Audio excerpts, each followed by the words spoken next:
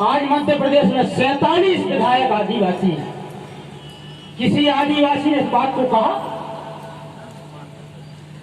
नहीं कहा साथी।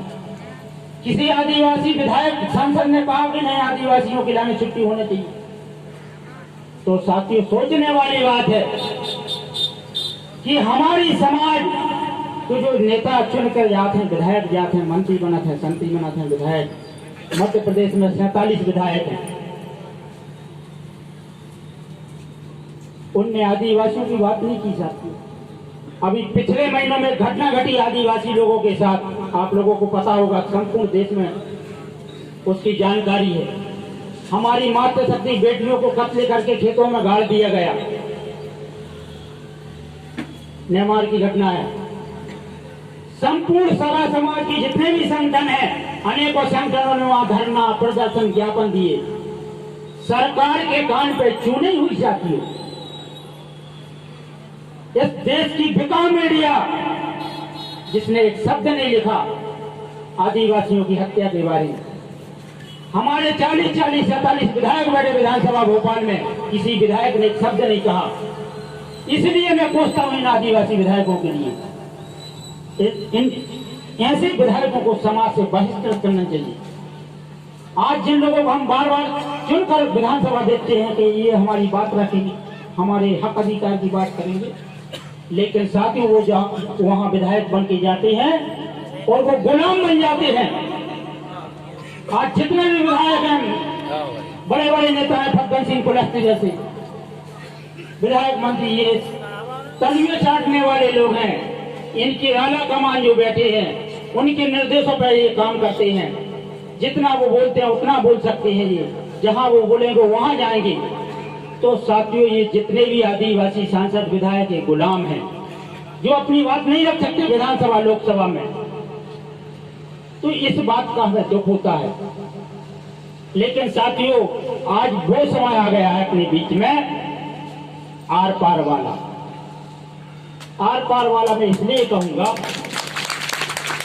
कि यदि आज यह समाज संगठित नहीं हुआ, अपने हक अधिकार के लिए आज यदि अपन खड़े नहीं होते हैं, तो आने वाला समय इतना खतरनाक होगा साथियों कि समाज के पास न जमीन रहेगी, न मान रहेगा, न सम्मान रहेगा। इस समाज के पास कोई चीज बचेगी नहीं शेष, क्योंकि ये सरकार की नीति है मूल निवासी आदिवासियों को खत्म करने की। सरकार की ऐसी योजनाएं होती हैं कि कैसे आदिवासी को खत्म किया जाए। छत्तीसगढ़ चले जाओ, जगदलपुर, राजनांदगांव, बस्तर एरिया में आदिवासियों को दिन दहाड़े मार देते हैं। हमारे युवा साथी बोल रहे थे, दीवार जी, नक्सली के मार देते। और ऐसा नहीं साथियों, आदिवासियों को दो तरफ से दमन होता है। वहां नक्सली किसी आदिवासी को गोली मार देता, वो कहते ये पुलिस का मुखबिर था इसलिए इसको मार दिया। पुलिस किसी आदिवासी को गोली मार देती है, कहते ये नक्सली था, नक्सलियों का मुखबिर था। ये सरकार की नीति है साथियों, तुम्हारी कौम को खत्म करने की। और इसकी वजह है क्यों चाहते वो खत्म करना, उसका कारण है साथियों, ये जो समाज बैठा है मूल निवासी समाज, देश का मालिक है। ये धन धरती तुम्हारी है। 1947 के पहले का इतिहास देख लो, 62% भूमि के मालिक ये मूल निवासी समाज है। ये 70 साल में समाज की जमीन धंधा कहां निकल गया था। और वो जानते हैं कि जिस दिन समाज में चेतना आ गई या ये समाज जाग गया, अपने हक अधिकार की लड़ाई लड़ने लगा, तो साथियों लोग कहते हैं 1750 वर्ष शासन किया, फिर यह समाज सतयुग लाएगा और फिर हजारों वर्ष शासन करेगा इस धरती पर। इस बात को उनको ज्ञान है साथियों, इसलिए वो आपको चाहते हैं इस समाज में संगठन ना हो। लेकिन साथियों, हमारे लोग छलावा के कारण उनकी नीतियों को समझ नहीं पाते और बार बार उनके साथ धोखा होता है। आज जिस क्षेत्र में अपन बैठे हैं, इस क्षेत्र में आपकी संख्या बाहुल्य है आदिवासियों, और इतनी बड़ी संख्या है कि 70,000 वोट है इस क्षेत्र में आपका। और जिस समाज का इतनी बड़ी वोट लेके जो समाज बैठा है, वो अपना सांसद विधायक नहीं बना सकता। जिसकी 3 वोट है वो यहाँ से विधायक मंत्री नहीं बन सकता। वो जो 70,000 है वो हाथ में हाथ धरेगा। और दुख और दुर्भाग्य की बात सुनिए साथियों, जो समाज इस देश का मालिक है, आज वह पूरा समाज 2-2 एकड़ की पट्टी मांग रहा गवर्नमेंट। 2 एकड़ का पट्टा दे दो, कुटी बनवा दो, तो देने वाला समाज है ये। आज ठीक मांग रहा 2-2 एकड़ पट्टी। तो साथियों, इन सब बातों का चिंतन मंथन करना चाहिए और इन्हीं सब बातों को लेते हुए समाज को एकत्रित होना चाहिए। आज विसंगति की बात यह है कि समाज में अनेकों संगठन हैं। कोई गौड़ समाज महासभा चलाता है, कोई गौड़वाना महासभा चलाता है, कोई कई प्रकार की पार्टियां बना है। तो इस समाज में इतना विभाजन है कि ये समाज अनेक टुकड़ों में बटा है। हमारे विनोद भाई ने कहा कि इस समाज को बांटने का काम नहीं, इकट्ठे होकर लड़ने का काम है साथियों। कोई कहीं भी रहे, कोई भी महासभा बनाए, कोई भी पार्टी बनाए, लेकिन साथियों जब समय आता है अपने हक अधिकार का, तो एकजुट होकर लड़ाई लड़ना चाहिए। तो साथियों, जो नेवामार की जो घटना, जो आदिवासी हत्या जो कांड हुआ महिला मातृशक्तियों का, उसमें मैं चाहता हूं कि एक हत्या हो जाती है एक परिवार की, अपनी माताओं की 4-4 आदिवासी महिलाओं को मार दिया जाता है। और जब वो वहां के लोग शासन प्रशासन थाने जाते हैं तो उनकी रिपोर्ट नहीं होती सर। उनकी एफआईआर कराने के लिए, उनकी जांच कराने के लिए साथियों इस समाज को बड़ी बड़ी रैलियां करना पड़ी वहां।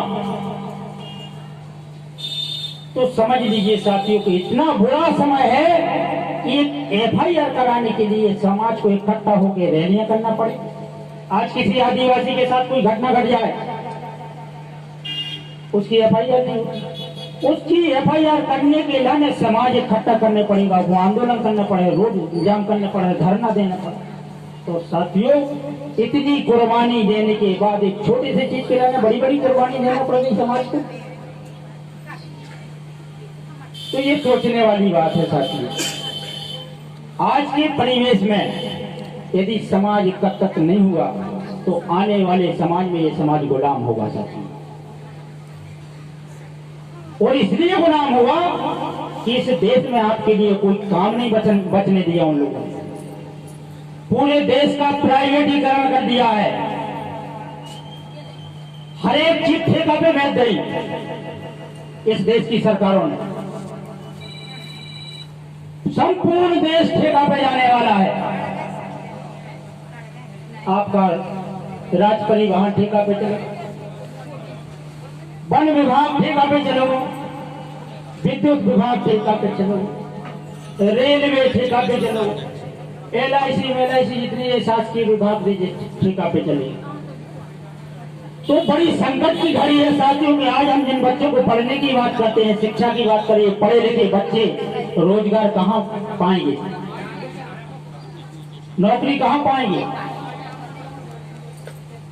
आज ये संकट हमारे लोगों को, हमारे बच्चों के सामने है। इस देश के मुखियाओं ने पूरा देश ठेका पे दे दिया साथियों। इसलिए साथियों आज समाज को समझना पड़ेगा और समाज को इकट्ठा भी होना पड़ेगा। और एक गलत मैं बताना जरूर चाहूंगा, मैं कोई राजनीतिक बात करना नहीं चाहता, लेकिन साथियों बगैर राजनीति की कोई हल भी नहीं करता साथी। आज मध्य प्रदेश का गलत मैं आप लोगों को समझाना चाहता हूं कि मध्य प्रदेश में 230 विधानसभा क्षेत्र हैं, कुल 230 विधानसभा। जिसमें से आदिवासी बाहुल्यता 86 विधानसभा सीट ऐसी है जहां आदिवासी बाहुल्यता है, जहां 70,000 60,000 65,000 90,000 वोट है। तो साथियों 230 कुल हैं, 86 विधानसभा ऐसे हैं जहां आपकी बाहुल्यता है। जिस क्षेत्र में यहीं को ले लो, तो छिलवानी ले लो, चाहे भोपाल की भोजपुर ले लो, चाहे सागर की देवरी ले लो, चाहे देवरी दमोई की नोटा ले लो, ये 70 80 हजार वोट पड़ी है साथियों आपकी एक विधानसभा में। और मैं ये गर्व से कह सकता हूं